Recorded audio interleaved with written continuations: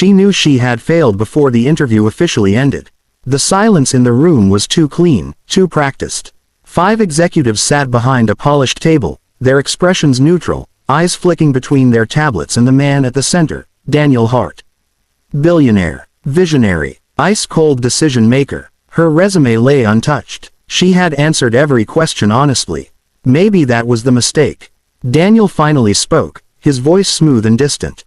"We'll be in touch." Those 4 words landed like a closed door. She smiled anyway, thanked them, collected her bag with steady hands. Years of rejection had taught her how to leave a room without begging it to keep her. The elevator ride down the glass tower felt endless. As the city dropped beneath her feet, disappointment settled in her chest, not sharp, but heavy. She hadn't failed because she lacked talent. She had failed because she refused to pretend.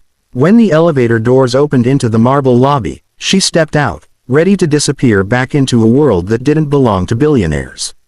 "Miss Reynolds." "Wait." The voice cut through the space, urgent and unpolished. She turned. Daniel Hart was running, not walking briskly, not escorted, running. Tie loosened, suit jacket unbuttoned, assistants scrambling behind him.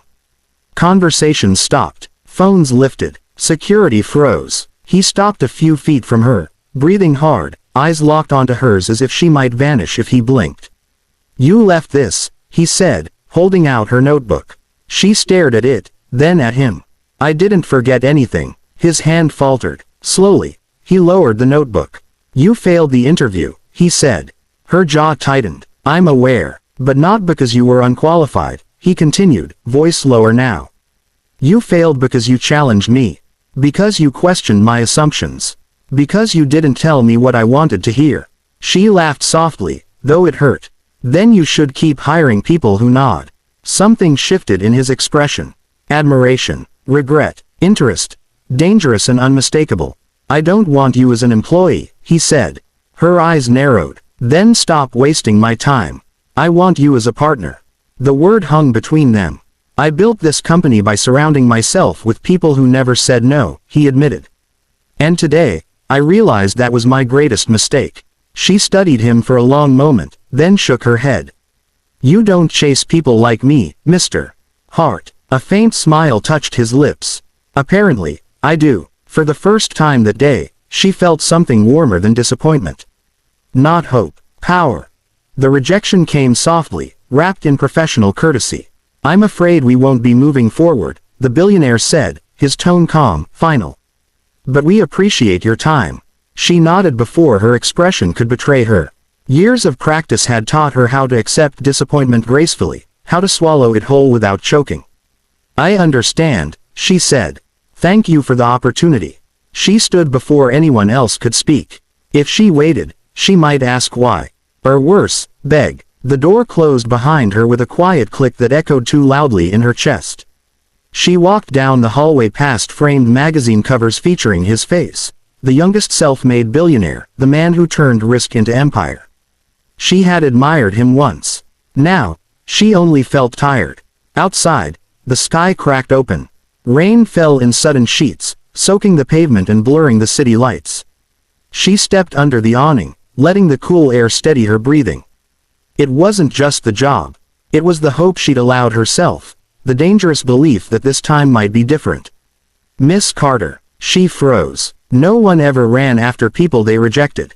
She turned slowly as footsteps splashed through the rain. He was there, jacket abandoned, hair damp, eyes searching her face like he feared she'd disappear into the storm. "You failed the interview," he said, breathless. Her shoulders stiffened. "You didn't need to chase me to say that." "That's not why I'm here," he replied. She waited. "You failed," he continued, voice quieter now, "because you didn't flatter me. You didn't pretend I was right. You saw the flaws in my expansion plan and said so." She laughed bitterly. "Honesty is expensive in rooms like that." He nodded. "I've built a career rewarding obedience." The admission surprised them both. "I was afraid," he said after a pause.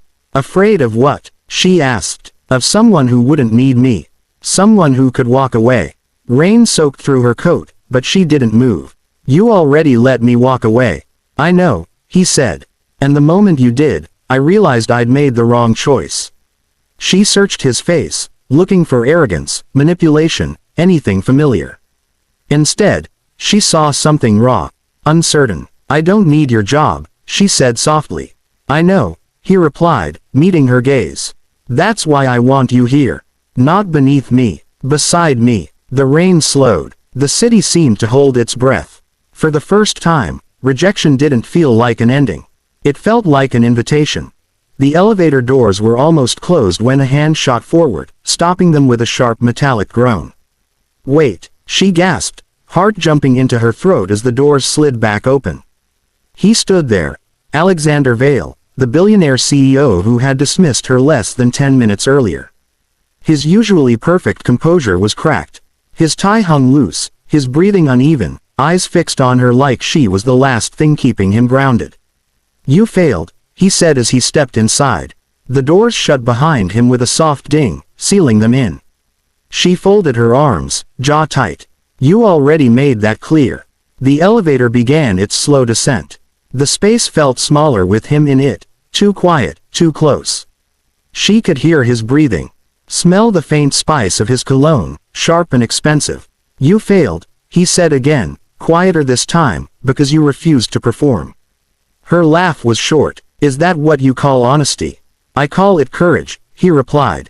She finally looked at him then, really looked. The arrogance she'd expected wasn't there. Instead, his expression held something unsettled, almost regretful. "The room was full of people telling me what they thought I wanted to hear," he continued. "You were the only one who challenged my numbers. Who told me my overseas expansion was reckless. And you didn't like that," she said. "No," he admitted. "I needed it." The elevator shuddered slightly as it passed another floor. "For years," he went on, "power has insulated me. People don't speak honestly to men like me. They nod. They agree. They smile." She uncrossed her arms slowly. "Then maybe you shouldn't punish the ones who don't." A corner of his mouth lifted, something like admiration. "The moment you walked out," he said, the room felt empty. Her breath caught despite herself. "I don't want control right now," he said softly. "I want truth. I want someone who isn't afraid to stand across from me." The elevator slowed. She met his gaze, holding it. "Then learn how to listen." The doors slid open. People waited outside. Assistants, security, strangers, but none of them mattered. For a brief second, the world narrowed to the space between them. As she stepped out, he spoke again. "Have coffee with me." She paused, then turned back, eyes bright with challenge. "This time," she said, "you don't get to interrupt." A smile broke fully across his face. "Deal." And for the first time, the elevator didn't feel like a descent. It felt like a beginning. She didn't rush. That was the part that stayed with him. After the interview ended, she stood, thanked everyone in the room, and walked out with a calm that felt deliberate. No hesitation, no anger, no desperation, just certainty. Daniel Hart watched the door close behind her and felt something unfamiliar tighten in his chest. The room exhaled. One executive cleared his throat. Another began discussing the next candidate.